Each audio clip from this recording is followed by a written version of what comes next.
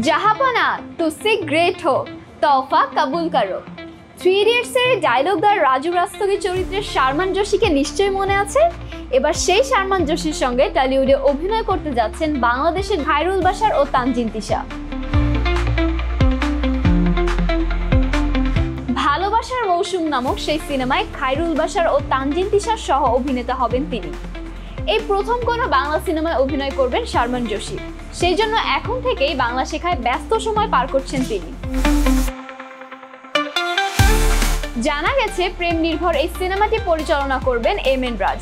এর আগে জিৎ অভিনীত রাবণ সিনেমাটিও এসেছিল এই পরিচালকের হাত ধরে। সিনেমায় শারমান অভিনীত চরিত্রের নাম আবির, আর তানজিন তিশা ও সুস্মিতার চরিত্রের নাম হিয়া ও পারমিতা। গল্পে দেখা যাবে কলেজে পড়ার সময় প্রফেসর আবিরের প্রেমে পড়ে হিয়া, কিন্তু আবির তখনও ভুলতে পারেনি তার সাবেক প্রেমিকা পারমিতাকে। কিন্তু শেষমেশ হিয়ার প্রেমে ধরা দেয় আবির, তাদের বিয়ে হয়।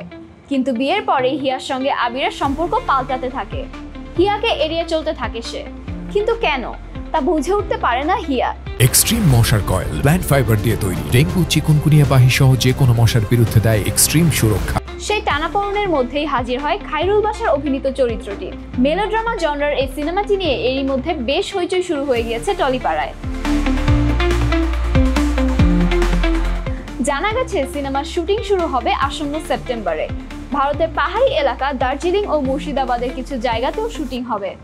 সব ঠিক থাকলে আগামী সরস্বতী পূজায় সিনেমাটি মুক্তি দেওয়ার পরিকল্পনা করছেন পরিচালক ও প্রযোজক Meher entertainment venture, Himani films ও ফ্লোটিং ওয়াটার।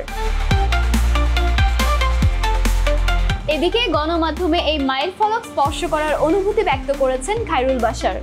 টেলিগ্রাফ ইন্ডিয়াকে তিনি বলেন, সিনেমাটির চিত্রনাট্য পড়ে খুবই ভালো লেগেছে। আমার কাছে মনে হয়েছে এটা খুব ভালো সিনেমা হবে টলিউডে অভিষেকের জন্য। এছাড়া শারমান জোশীর সঙ্গে স্ক্রিন শেয়ারের সুযোগ পাওয়া আমার জন্য আশীর্বাদের মতো।